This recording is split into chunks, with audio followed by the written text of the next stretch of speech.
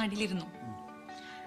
ഇരുന്നപ്പം എൻ്റെ കാലിൻ്റെ അടിയിൽ എന്തോ ഇങ്ങനെ കട്ടിയായിട്ട് എന്തോ ഒരു സാധനം ഇങ്ങനെ തൊടുന്നു. അപ്പം അതെന്തോന്ന് എനിക്കറിയില്ല.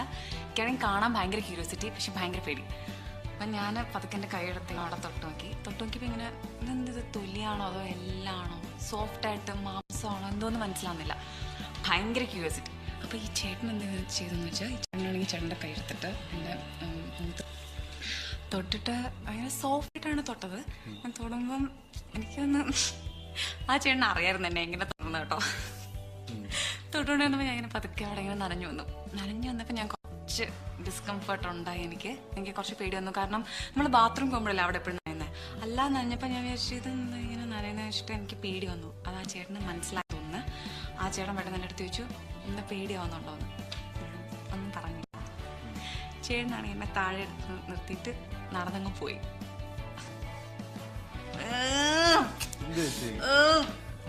ഇത് ആദ്യമായിട്ട് ഒരിടത്ത് പറയുന്ന അല്ല, അങ്ങനെ നിന്റെ അടുത്ത് ആരടുത്തും പറയണ്ടെന്ന് പറഞ്ഞു വരട്ടിയായിരുന്നു. ഇല്ല, ആ ചേട്ടൻ എൻ്റെ അടുത്ത് പേടിയാവുന്നുണ്ടോന്ന് ചോദിച്ചു. അല്ലാണ്ട് അങ്ങനെ പേടിപ്പിച്ചൊന്നുമില്ല. എന്തോ എനിക്കത് ഇനിയും വേണമെന്നുണ്ടായിരുന്നു തോന്നുന്നു. അതുകൊണ്ട് ഞാൻ ആരോടും പറഞ്ഞില്ല. എന്നിട്ട് എനിക്കിപ്പോൾ അയാളോട് ദേഷ്യം തോന്നുന്നു.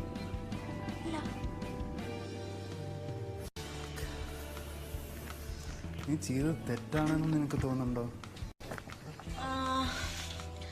തെറ്റാണോ ശരിയാണോ എന്നൊക്കെ ചോദിച്ചാൽ അതൊന്നും എനിക്കറിയത്തില്ല.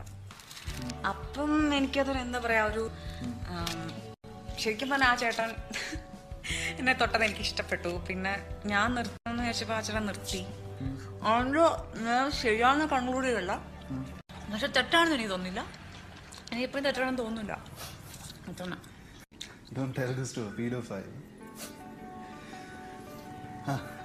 എന്നിട്ട് ബാക്കി എന്താ തോന്നില്ല. പിന്നെ അച്ഛൻ വന്നു, വീട്ടിൽ പോയി. അച്ഛൻ ആ സമയത്ത് ട്രാൻസ്ഫർ ആയി. അങ്ങനെ വേറെ സ്കൂളിൽ പോയേ. അങ്ങനെ ആ പ്രീമിയം ഞാൻ കണ്ടില്ല. ആയിട്ട് ഇപ്പോൾ കുറേ വയസ്സാണ്, ഒരു 50 വയസ്സാണ്. ഒന്ന് കുറച്ച് കാലത്തേക്കാണ് 1000 രൂപയായിരിക്കും. പക്ഷെ നിനക്ക് എപ്പോഴും പിന്നെ അയാളെ കാണാൻ തോന്നിയിട്ടുണ്ടോ?